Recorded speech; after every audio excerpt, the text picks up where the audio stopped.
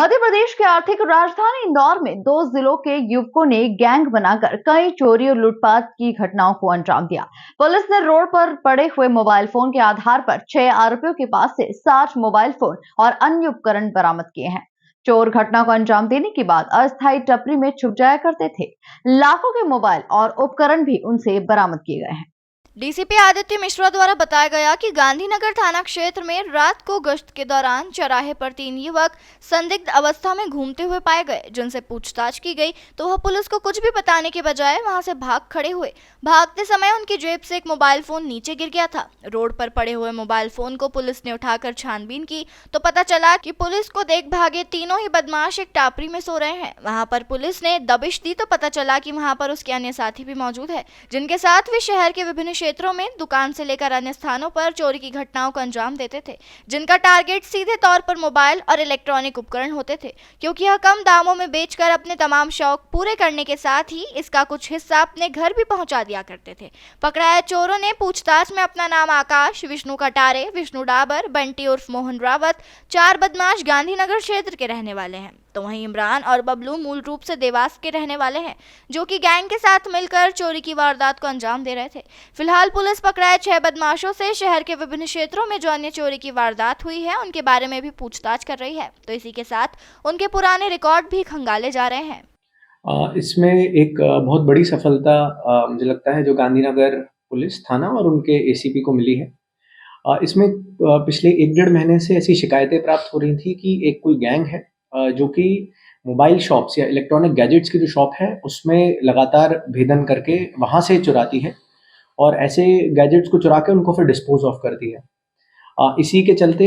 एक दिन रात्रि गश्त के समय कुछ ऐसे नवयुवक मिले जो कि वहाँ आसपास के रहने वाले नहीं दिख रहे थे। तो गांधीनगर की बीट जो पुलिस थी उनने उनकी तफ्तीश शुरू की तो पता चला कि उसमें एक जो युवक था वो देवास का रहने वाला है,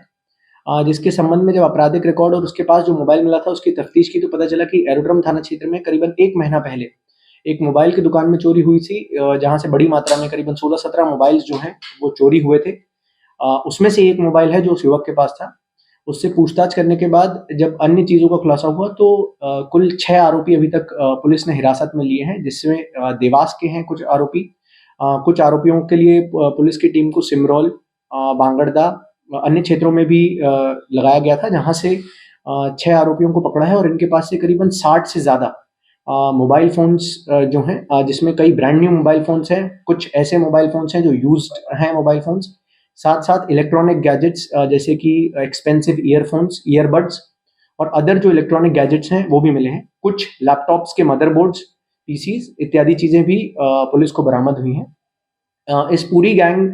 के बारे में जब पिछले 3-4 दिनों से लगातार पुलिस इसकी तफ्तीश कर रही थी कि ये कहाँ रहते हैं, कहाँ उठते हैं और कहाँ-कहाँ इनके मोबाइल फ़ोन्स चले हैं,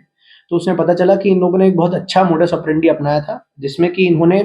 गांधीनगर क्षेत्र में एक टपरी में अपना एक अस्थायी रूप से घर बना रखा था, जहाँ पर ये दिन भर सोते थे और रात में उठ के इस प्रकार की घटनाओं को अंजाम देते थे। और उसके बाद किसी को भी बताने के लिए अपना एक जो पुराना मकान है मल्टी में, उस मल्टी में अपना मकान बताते थे, परंतु जब पुलिस द्वारा तफ्तीश की गई तो ये लोग कोई मल्टी के निवासी नहीं थे। ये सिर्फ उस चौकीदार की मदद से वहाँ दुकान में रह रहे थे। इसमें जो चौकीदार है जिसकी टपरी थी उसके वो भी संदेह के घेरे में है, क्योंकि उसने कई लोगों को इनके बारे में बताया था कि मेरे रिश्तेदार हैं दूर से और मजदूरी और काम करने के लिए आए हुए हैं। परंतु लगातार जिस तरह का सामान इनके पास से मिला है और पिछले कुछ दिनों में जब से ये घटनाएं हो रही हैं मोबाइल शॉप्स की और इलेक्ट्रॉनिक गैजेट्स की दुकान पे चोरी होने की, तो मुझे लगता है कि इसमें अन्य खुलासे भी होंगे। इसमें एक महत्वपूर्ण चीज़ जो सामने आई है कि इसमें कुछ आरोपियों का एटीएम लूट का भी पूर्व आपराधिक रिकॉर्ड रहा है और काफ़ी समय तक जेल में थे।